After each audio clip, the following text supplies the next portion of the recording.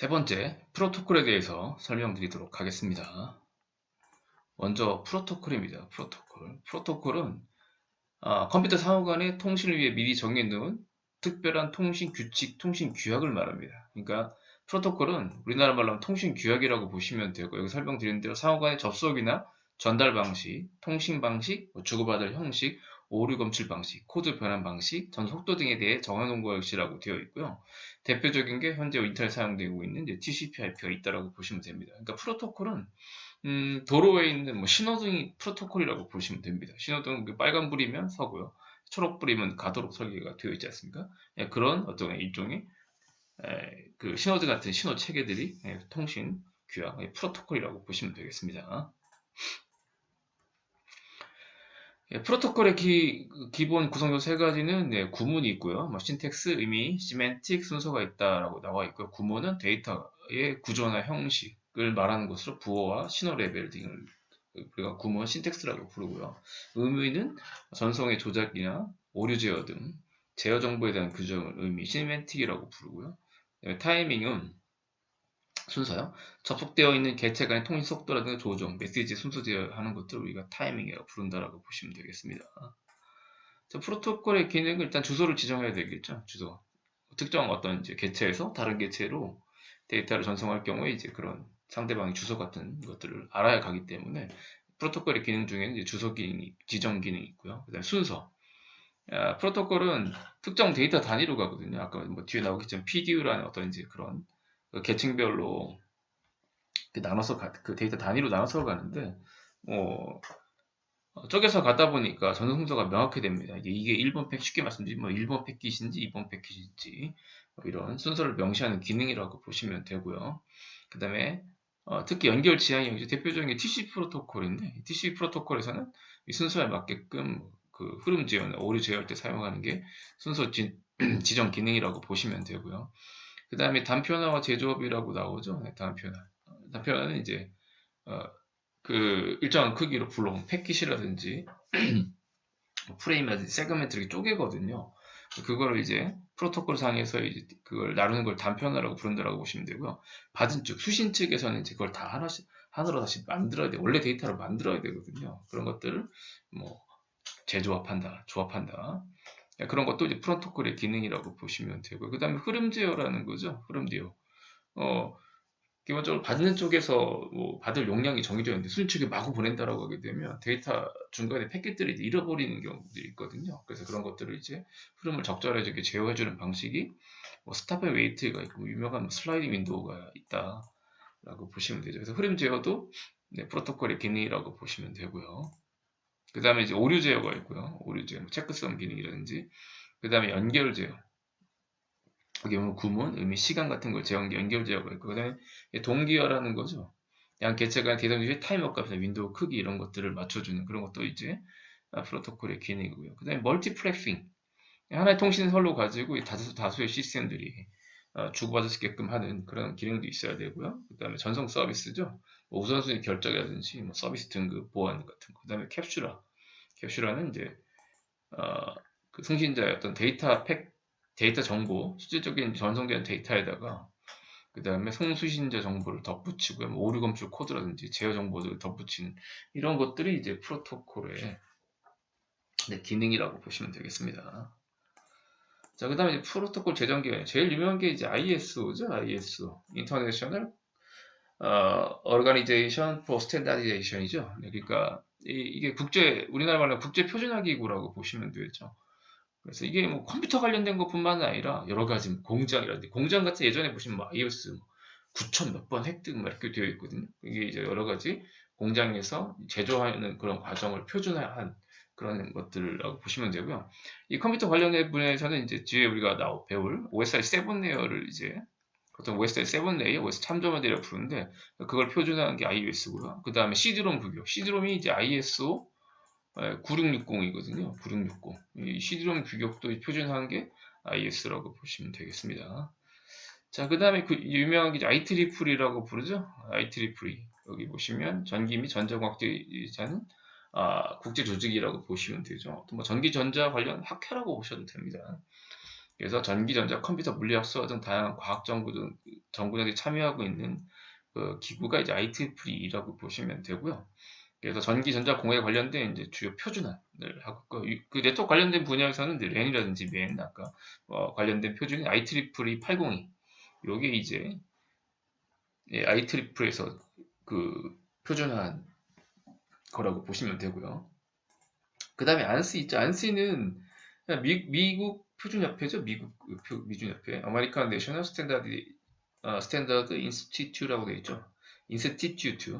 그래서 미국 산업 표준 뭐 기구라고 보시면 되고요. 역시 이제 IS 거의 가입되어 있다고 되어 있는데 거의 뭐 산하 기구라고 보시면 돼요.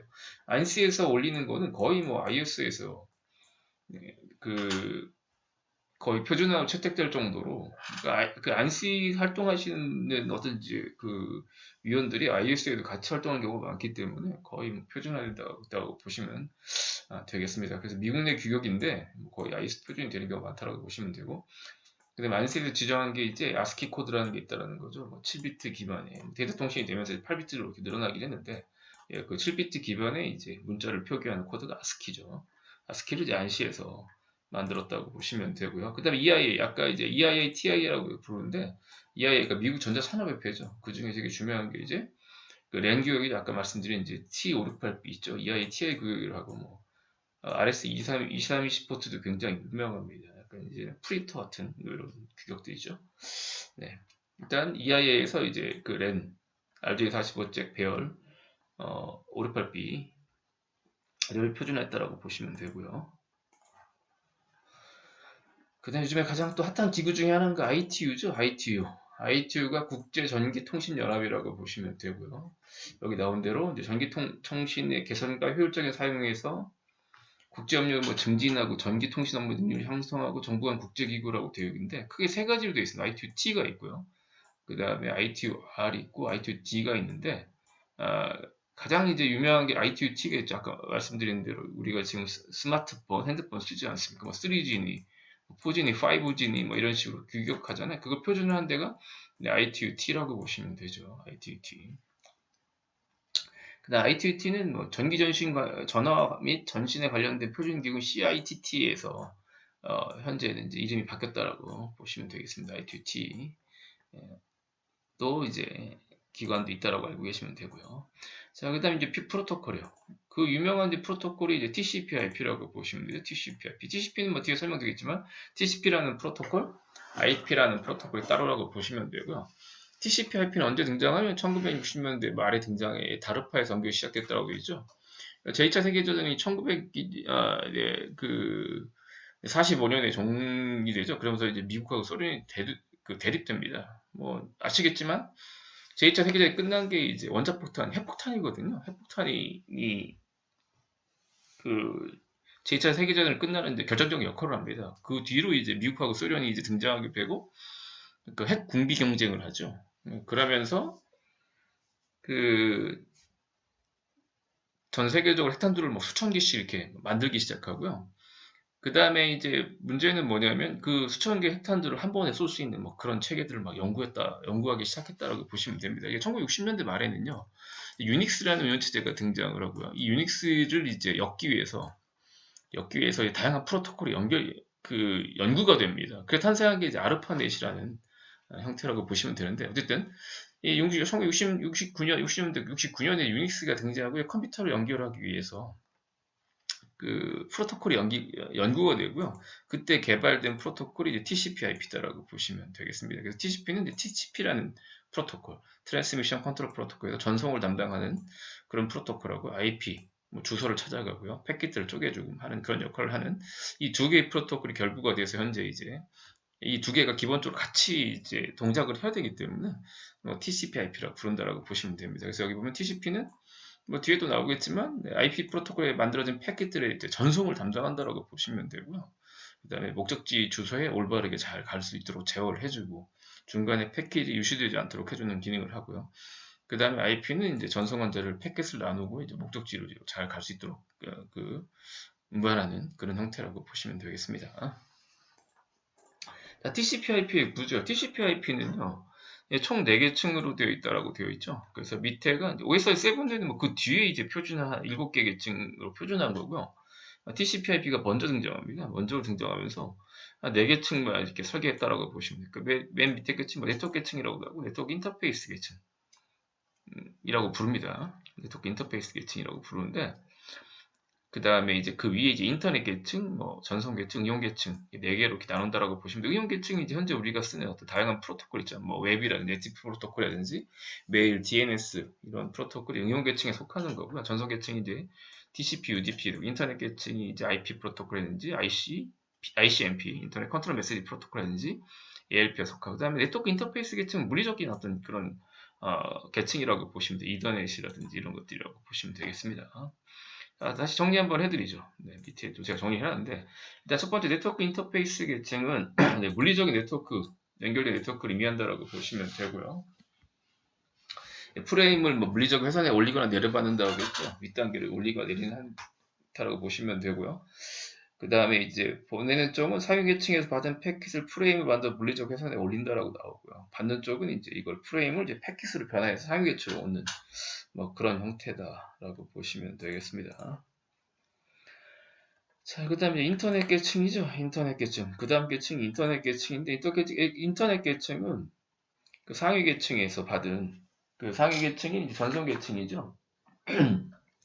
그 상위 계층, 그러니까 패킷들은 이렇게 보시면 돼요. 위에서부터 아래로 전달된다라고 보시면 돼요. 그 아래에 있는 네트워크 인터페이스가 이제 전송하는, 그 다음에 받는 쪽은 이제 아래서부터 위로 보내는 그런 형태라고 보시면 되죠. 밑에 이제 TCP IP 계층으로 따지면 이제 네트워크 인터페이스 계층, 인터넷 계층, 이제 네트워크 인터페이스 계층, 인터넷 계층, 그다음에 전송 계층, 응용 계층 이런 식이고요. 아래로 내려갈수록 이제 그 포장이 되는 그런 형태라고 보시면 되고요. 위에서 이제 사실은 이제 그 밑에서부터 이제 포장이 돼서 이렇게 올라가는 그런 형태죠. 전송될 때인데. 그 다음에 이제 다시 받는 계층, 네트워크 계층, 네트워크 인터페이스 계층에서 위로 올라가는 그런 형태로 간다라고 보시면 되겠습니다. 그래서 일단 인터넷 계층은 전속 계층에서 받은 패킷을 이제 목적지까지 잘 전달이 되도록 이제 역할을 수행한다라고 보시면 되고요. 데이터 제대로 도착했는지 아니면 데이터가 손상되는지 여부에 대해서 이제 사용 계층에 알려주는 그런 역할을 한다라고 보시면 되고, 이 계층에 속하는 대표적인 프로토콜이 이제 IP가 있고요. ICMP, ARP가 있다라고 보시면 됩니다. 일단 IP 프로토콜은요, 호스트의 주소를 지정을 하고요. 그 다음에 패킷을 분할하고 조립하는 기능을 담당을 합니다. 그래서 데이터 세그멘트를요, 패킷 단위로 만들어 전송을 역기를 수행한다라고 되어 있고요. 그 다음에 다만 이제 IP 프로토콜 같은 경우는 이제 100% 완벽하게 도착한다는 걸 보장하지 않는다라고 보시면 되고요. 비신뢰성이고 비연결형이 특징이라고 제가 정리해놨습니다. 자, 그 다음에 이제 ICMP가 있죠. 인터넷 컨트롤 메시지 프로토콜. 대표적인 게 핑이 있다라는 거죠. 핑. 그러니까 메시지를 보내서 메시지가 잘 받는지 상대방한테 이제 메시지를 주고 받음으로써 어떤 오류를 제어한다든지 오류를 체크한다든지 하는 그런 어떤 이제 프로토콜이 이제 ICMP라고 보시면 됩니다. 자, 그 다음에 이제 ARP가 있죠. Address Resolution Protocol이라고 이렇게 정리가 되어 있죠. ARP. ARP는 이더넷 카드에는 아까 설명드린 대로 이 맥주소, 맥어드레스, 이더넷 카드에 보면 아까 말씀드린 대로 48비트의 고유한 형태가 있다고 했죠. 그럼 이 맥주소는 랜 카드에 고유하게 설정되어 있는 고유한 하드웨어 주소 값이라고 보통 우리 시리얼 넘버라고 같은 형태로 보시면 됩니다. 그럼 하드웨어 주소라고 보시면 되고요. ARP 프로토콜은 우리가 그 이더넷 카드에 IP를 부여하지 않습니까? 인터넷 주소죠. 192. 168. 예를 들어 5.10번 이렇게 부여한다고 하면 이걸 서로 간에 이제 매칭 시켜주는 그런 프로토콜이 ARP 프로토콜이라고 보시면 되겠습니다. 그러니까 하드웨어 주소에다가 일반적으로 우리가 쓰는 IP 주소를 이제 연결시켜주는, 매칭시켜주는 그런 프로토콜이라고 보시면 되죠. 그래서 개발업체는 IP 주소로 간다는 거죠. 예를 들어 192.168.5.10번에다가 보내라 라고 하게 되면 이 5.10번이 어떤 하드웨어인지를 알려줘야 되지 않습니까? 그런 역할을 하는 게 ARP라고 보시면 되죠. 그래서 이 두 가지 주소를 적절히 매칭시켜주는 그런 프로토콜이라고 보시면 되고요. ARP 프로토콜은 동적이라는 거죠. 왜냐하면 주소는 바뀔 수가 있거든요. 이 하드웨어가 이번에는 5.10번 했다가 5.11 이렇게 바꿀 수가 있기 때문에 필요할 때마다 이제 목적지 하드웨어를 찾는다라고 보시면 되겠습니다. 일단 ARP 프로토콜은 맥 주소하고 IP 주소를 매칭시켜주는 그런 프로토콜이라고 라고 보시면 되겠습니다.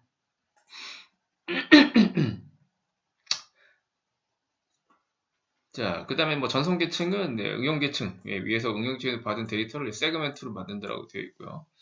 그 다음에 연결, 지향형, 뭐 신뢰성 지원, 흐름, 다중 같은 서비스 제공. 대표적인 프로토콜이 UDP하고 TCP하고 UDP가 있다라고 보시면 되겠습니다. 예, TCP요. 트랜스 컨트롤 미션 프로토콜이 있고 연결 지향형이 되겠죠. 뒤에 설명드리겠지만 3웨이 핸드쉐이크라는 걸 합니다. 그래서 일단 전송 프로토콜 세그멘트가 수신자에게 제대로 잘 전달되는지 ACK 패킷을 주고받아서 점검한다는 거죠. 잘 받았는지 안 받았는지. 그래서 오류를 검사하고요. 만약 오류가 발생한다라고 하게 되면 재전송을 요구합니다. 재전송을 요구한다라고 보시면 되고, 그 다음에 이제 뭐 최단 경로 차서 1대1로 직접 연결을 주고받기 때문에 신뢰성이 높다. 일단 오류 수정에 있어서 되게 전송과 오류성의 신뢰성이 높다라고 보시면 되고요. 두 점을 직접 연결한다는 게 나옵니다. 그래서 다른 프로토콜에 비해 상대적으로 대신에 이제 많은 전송 시간이 필요하다라고 보시면 되고요. 네, 안정성과 신뢰성이 뛰어나고 대용량 전송에 이동이 된다고 되어 있고요. 대부분 현재 인터넷 서비스는 거의 TCP 기반으로 그 서비스가 이루어지고 있습니다. 보통 이제 DNS만 UDP로 가고요. 나머지는 거의 TCP로 동작한다라고 보시면 돼요. 그 다음에 이제 요거 TCP 하면 그 특징이 3웨이 핸드쉐이크이죠. 3웨이가 3번 왔다 갔다 한다는 거. 핸드쉐이크 우리나라 말로 악수죠. 손을 붙잡고 쉐이크 흔드는 거니까. 이렇게 이해하시면 돼. 우리가 만약에 네이버에 접속한 서버를 네이버로 합시다. 네이버다. 뭐 HTTP 프로토콜을 가지고 하지 않습니까? 그 3웨이 TCP, HTTP 프로토콜 자체가 TCP 기반으로 가거든요. 먼저 쉽게 하면 제가 이제 PC죠. 제 PC에서 네이버 접속한다라고 하게 되면 그냥 한 번에 딱 붙는 게 아니라 먼저 신패킷이라는 걸 보낸다는 겁니다. 이 신패킷이 뭐냐면 이 실제적으로 쉽게 설명드리면 확인하는 겁니다. 내가 지금 네이버 너희 서버한테 접속을 하려고 하는데 가도 되냐 이렇게 물어보는 거라고 보시면 돼요. 만약에 준비가 되어 있다. 네이버 서버에서 준비가 되어 있다 그러면 응답 패킷인 ACK 패킷을 보냅니다. ACK 패킷. 어크날리스 패킷이라고 부르죠. 응답 패킷을 보는데 보통 이제 이 네이버 입장에서는 최초의 패킷이기 때문에 앞에 이제 신 패킷을 같이 보냅니다. 그래서 두 번째 가는 패킷인 sin 어크날리스 패킷이라고 보시면 되죠. 와도 된다. 물론 이제 이게 안 오면 준비가 안 돼 있다는 얘기겠죠. 그러면 접속을 할 수가 없겠죠. 자, 그럼 만약에 이 패킷을 받으면 이제 마지막으로 이 PC, 제 PC에서 이제 어크날리즈 패킷을 보냅니다. 즉, 내가 지금부터 갈게라는 이제 확인 패킷이라고 보시면 돼요. 그 다음에 연결이 이루어지고요. 두 시스템 간에. 그 다음부터 이제 데이터 패킷 서로 이제 이렇게 주고받는 그런 형태가 된다고 보시면 돼요. 그래서 일단 그 TCP의 특징 중에 하나는 뭐냐면 이 3웨이 핸드쉐이크라고 보시면 되겠습니다. 자, 그 다음에 UDP요. UDP. UDP는 유저 데이터그램 프로토콜이라고 되어 있죠. 예, 비연결형 프로토콜입니다. 비연결형. 그래서 그냥 세그멘트, 데이터 단위 세그멘트라고 보시면 되는데 주고받고 응답 패킷, 어커널 패킷 없습니다. 쉽게 말해 그냥 보내요. 자, 패킷 그냥 뭐 수신 측에다가 송신 측에서 수신 측에 보내요. 이게 지금 잘 갔는지 안 갔는지 확인하지 않는다라고 보시면 돼요. 그래서 오류 수정 기능이 없는데 당연히 뭐 서로 주고받는 기능이 없기 때문에 속도는 빠릅니다. 그리고 또 연결을 된 상태에서 주고받는 TCP에 비해 네트워크 부하도 되게 줄이고요. 그다음 여기 보면 내부 메시지 전달한다든지 내부의 어떤 간단한 데이터 전달한다든지 소규모 데이터 이용되고요. 특히 이제 DNS는 거의 UDP를 씁니다. DNS.